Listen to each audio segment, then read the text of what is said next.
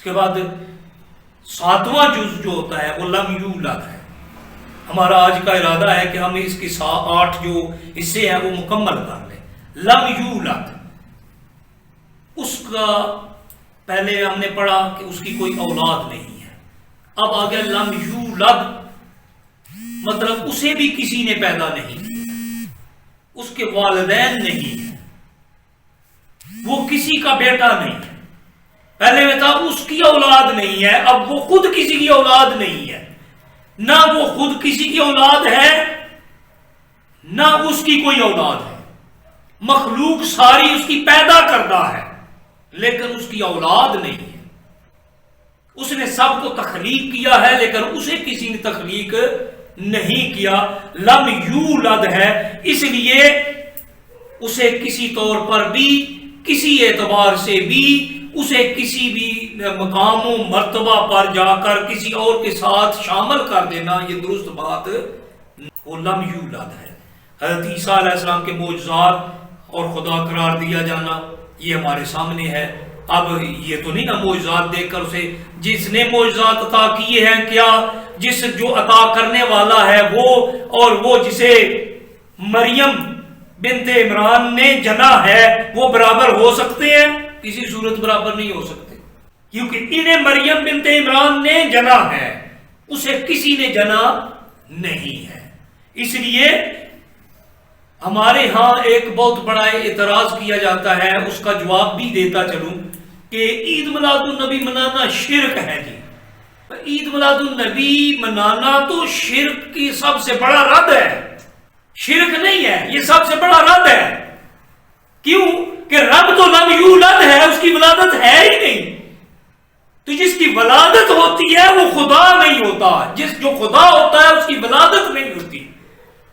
تو مطلب سرکار کا میلاد منانا، آپ کا یوم ولادت منانا، یہ تو شرک کی نفی ہے، یہ تو بدرجہ اعلیٰ توحید کا اعلان ہے کہ ہم اللہ کے اس کرم پر اس کا شکر ادا کرنے کے لیے سرکار کی آمد کا میلاد منا رہے ہیں، آپ کی ولادت کا دن منا رہے ہیں. رب نے کرم فرمایا ہے.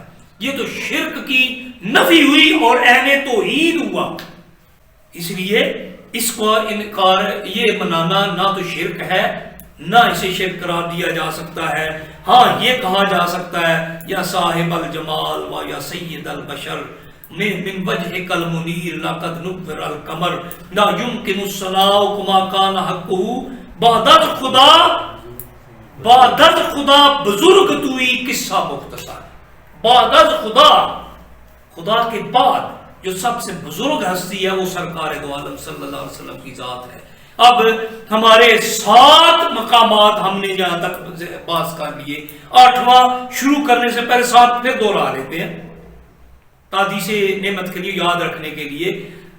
بواسطہ رسالت، پہلا کہ جب بھی ماننا ہے رب کو بوسیلہ رسالت ماننا ہے، اسے اپنے ادراک سے ماورا ماننا ہے، اس کی ذات کی ہر شے اس کی ذاتی ہے یہ ماننا ہے، اسے کسی نے دی نہیں ہے. کسی اور کی کوئی چیز ذاتی مانیں گے تو شرک ہو جائے گا. کوئی بھی چیز کسی کی ذاتی مانیں گے تو شرک ہو جائے گا. اس لیے نہ آپ کی نہ میری کوئی چیز ذاتی نہیں ہے. جو ہم دعویٰ کر رہے ہوتے ہیں یہ میری ذاتی ہے، یہ موٹر سائیکل میری ذاتی ہے، یہ کار میرا ذاتی ہے. میرا ذاتی نہیں ہے، سب کچھ عطائی ہے، دیا ہوا ہے. میرا اور آپ کا کچھ نہیں ہے. زندگی کی سانسیں جب ادار ہیں تو باقی کیا رہ گیا؟ احد ہے وہ 4تھے نمبر پر. 5ویں نمبر پر وہ صمد ہے، وہ بے نیاز ہے. 6ٹھے نمبر پر وہ لم یلد ہے، وہ کسی کی اولاد نہیں ہے. 7ویں نمبر پر لم یولد، وہ کسی کا بیٹا بھی نہیں ہے، اس کی کوئی اولاد نہیں ہے 6ٹھے نمبر پر. اور 7ویں نمبر پر وہ کسی کی اولاد نہیں ہے، اس کی کوئی اولاد نہیں ہے اور وہ بھی کسی کی اولاد نہیں ہے. اور 8واں اور آخری جو پوائنٹ یہاں بیان ہوا، لم یکن لہ کفوا احد، اس کے مد مقابل کوئی ہے ہی نہیں ہے، اس جیسا کوئی ہے ہی نہیں ہے. اب جب اس جیسا ہے ہی کوئی نہیں تو جو اس جیسا مان لے گا وہ مشرک ہوگا. جو اس جیسا مانے گا وہ مشرک ہوگا. اور یہاں پر آ کر بات ختم ہو جاتی ہے کہ اس جیسا ہے ہی کوئی نہیں. لیسا کمثلہ شیء، اس جیسا تو کوئی ہے ہی نہیں ہے. ہاں وہ دوسروں کو سب کچھ دیتا ہے، تو دیے ہوئے کو اس کے مد مقابل کھڑا کرنا یہ قطعاً درست نہیں ہوگا. کف کوئی نہیں ہے اس کی کوئی ضد نہیں ہے، اس کی کوئی ند نہیں ہے، اس کا کوئی مد مقابل نہیں ہے، اس جیسا ہے ہی کوئی نہیں ہے. لا شریک لہ، اس کے ساتھ کوئی شریک ہے ہی نہیں ہے. یہاں تک آ کر ہماری جو سورہ توحید کے مضامین تھے ان کا اختتام ہوتا ہے. چونکہ میں نے درمیان میں وقت زیادہ دے دیا تھا، اس کی کفویت پر صرف اتنی سی بات ختم تھا، اس کے مقابل ہے ہی کوئی نہیں.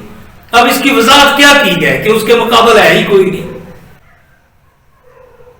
لیکن اس کا ترجمہ یہ کہہ دینا کہ فلاں تو شے ہی کوئی نہیں، یہ درست نہیں ہوگا. ہمارے ہاں یہ ترجمہ بھی کیا جا رہا ہے. نہیں، لم یکن لہ کفوا، اس کا اس جیسا اس کے کف کوئی نہیں ہے.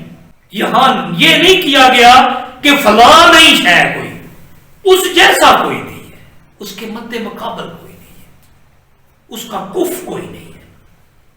تو اس کا کف جب کوئی نہیں ہے، جب یہ بات ختم ہو گئی یہاں پر، اب کسی کی ذات کو گٹانا یہ ہمارا کام نہیں ہے. ہمارا کام ہے رب کی عظمت کا اعلان کرنا.